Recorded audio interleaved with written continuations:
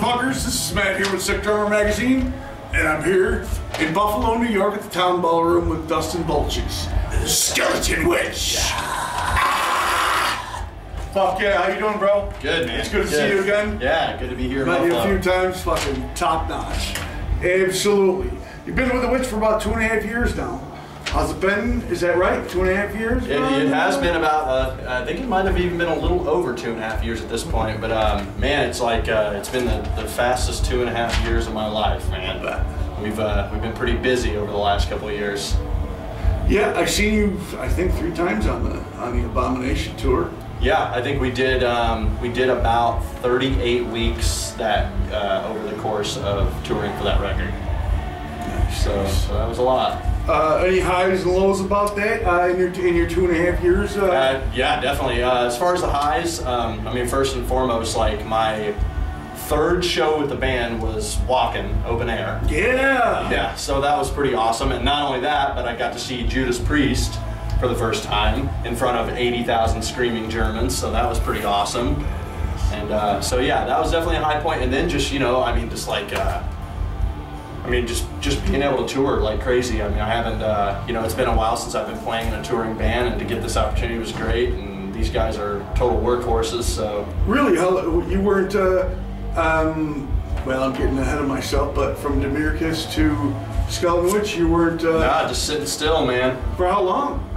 Man, it was a while. It was probably about 5 years. Holy. Yeah.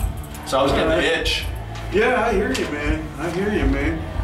Serpents Unleashed, when does it hit shows? They haven't set the initial date yet, but I know it's going to be the end of October.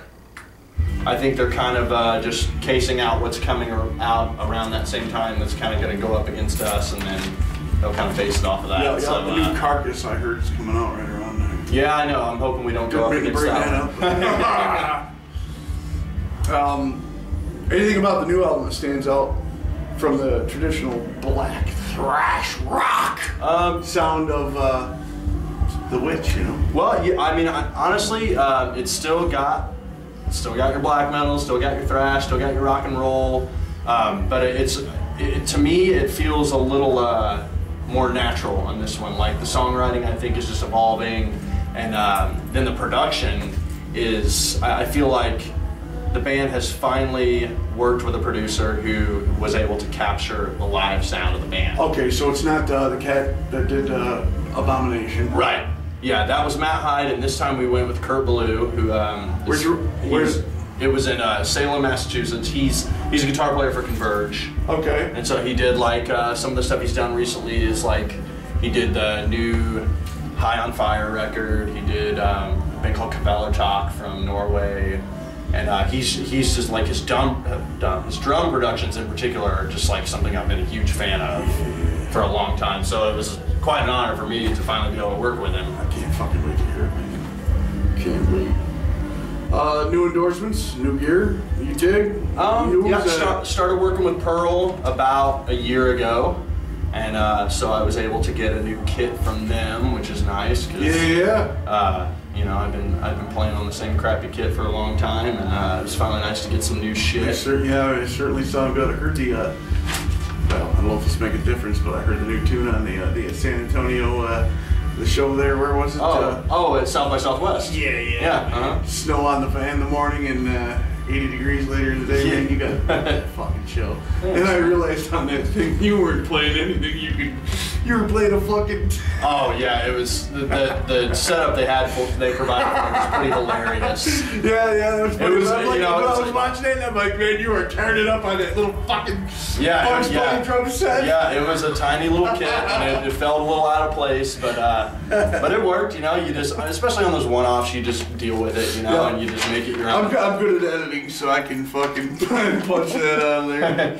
What bands or drummers back in the day influenced you to play so fast and be as fucking badass as you are? Well, you know, I always tell anyone that my very first and foremost, my biggest influence is Animal from the Muppets. Because that is honestly where it all started, you know, like when I was just a tiny ass little kid. I hear you. And then that's where I took an interest with drums, and then from there, like my mom, you know, she's like a classic rock girl, so she She got me into like Keith Moon and John Bonham. Yep, And the, yep. you know, the old school bashers, and from there it like when I started really getting into wanting to play faster, it was definitely like guys like Dave Lombardo, Sure, or who's the Paul Mazurkiewicz from Camel Corpse. Yep. Big influence of mine, and awesome dude. I finally got to meet him not too long ago, and It's that was fun, man. It's great. That's same as me, man. awesome. When I was a kid, it was Dave Lombardo, and then when it got to the grind beat, you know, the blast Yeah. beat, fucking Corpse, man. Definitely, man. The Bleeding, man. I think that's one of my favorites. Yeah. Oh yeah. Absolutely. Shit. I dig Demericus. Is that how you got your name out there in the metal scene to be asked to join Skeletonwitch, or Yeah, or online thing, or? Well, I met all the guys in Skeletonwitch because Demericus toured with them years ago. We did it. It was Demericus, Skeletonwitch, and Dying Fetus. Nice. And we did a tour with them, and so I ended up becoming pretty good buddies with the guys. And Was that when Kevin Kelly was in the band? No, That was the first. A couple weeks ago, I heard that. That was actually the first tour that the new guy Trey. That was his Yes. first Dying Fetus tour. No shit. Was that tour? Was that Descend? No. Well, Yeah, I don't remember right offhand. But yeah, we became buddies on tour, and then I just kept my ear to the ground with them because I've been a fan ever since we met them on that tour, right. and always just enjoyed the Witch and listening to the Witch, and then I saw, heard through the grapevine that Mullet Chad, their original drummer, had quit. I hit Scotty up and basically was just like, I'm sitting still, I wasn't doing much, and I hit him up and was like, you just need somebody to fill in on a tour. Just let me know. And one thing led to another. He was like, well, we really need somebody to do the new record, which was Forever Abomination at the time. yeah. So I went, he sent me all the demos, I learned them in about 2 weeks, and then we went and practiced with the band, and then the rest is history, man. Killer, man. Best show, worst mishaps on this. I mean, the whole time with him. What's the? You already said the best thing was the priest fucking thing, but that's definitely a highlight. What's the shittiest? Real quick, no biggie. Well, man, honestly, Probably when the fucking van breaks down, or when Nick gets fucking sunburned all the hell. that happens. We do like. We'll do some of these one-offs like we did, we did Puerto Rico recently. Yes. And it really, like, the band is such a well-oiled machine. There's really not a lot that goes wrong. Like, the worst things that have happened over the course of last year, like, we keep breaking leaf springs in the trailer, so that sucks. And then, like when you do these one-offs, and they provide you with a kit that you're just like, how the fuck am I gonna make this thing work? and then, by some miracle, by the hand of Crom, we make it work one way or another. Give me my pedals and a pair of sticks, and I'll fucking go on to it. Man. Yeah. So I mean, we're like I said, we're such a well-oiled machine that everything just runs so smooth in this band. It's nice. That's cool. Very cool. Any side projects or time for it? Yeah, always. Because Demericus is not finished by any means, but we. That was the last thing. Okay. But that's kind of on the back burner. But I'm doing another project with Nate, who's a singer and bass player from Demericus. It's kind of like some G.G. Allen meets like Venom meets like Dark Throne. It's real simple. Like no double bass, it's all single pick. It's just fun thing we're doing at home. We haven't even actually named the group yet. And then other than that, I've got like a guilty pleasure of mine is I really like synth pop, and so I'm doing like a synth pop project with a buddy of mine back home. But that's nothing that any metalhead will probably take an interest in. So. Hey man, anything that I've noticed, anything that jams, anything that's got balls to it, I like. Yeah. You know what I mean. Is there any recordings already that we should see that you're on that we should check out? Definitely. I did aside from Demericus, I did that, and then how many albums with those guys? I did one record with them on Metal Blade, which was 2 Poverty, and then we did our self-release demo that you can actually get for free on the Bandcamp page. So bandcamp.com/Demericus. That's free download on there. And then I also did this black metal project a few years ago with some of the guys from like a guy from The Gates of Slumber. I don't know if you're familiar with that band. It's like a doom band from my hometown. Cool. It's called Christ Beheaded.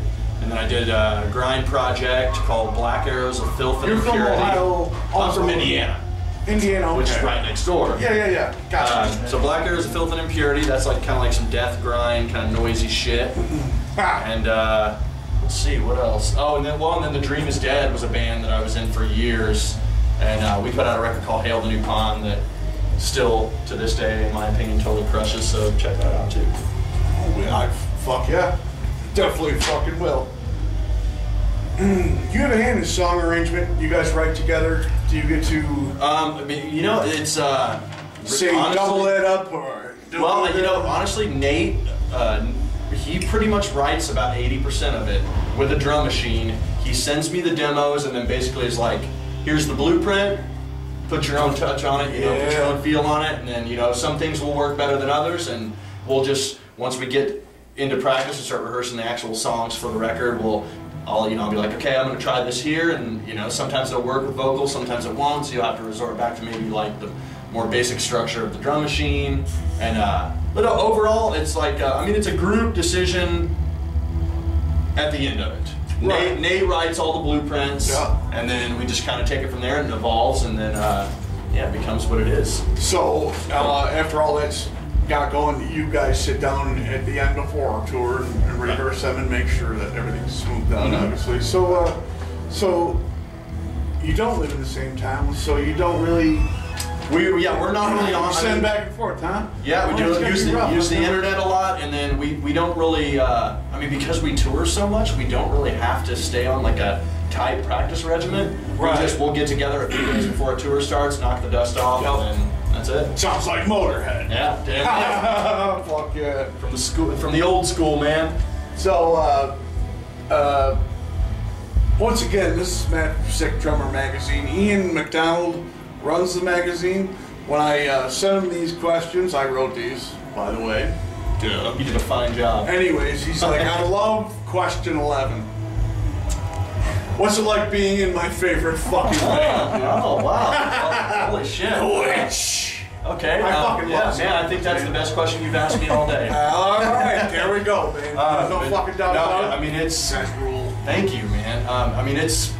Like I said, honestly, it's a dream come true for me because I've loved the band for so long, and so it's like that movie Rockstar with Mark Wahlberg, where it's like he gets to sing for, you know, it was a dream come true, and the guys I love the guys to death. We have so much fun out here on the road. And when I met you guys last time at the fucking Bug Jar in Rochester, New York, I knew you guys were the real shit. Yeah, man. Just no frills, really, you know, no guys gimmicks. We just get up there and have fun and do what we do, and last one.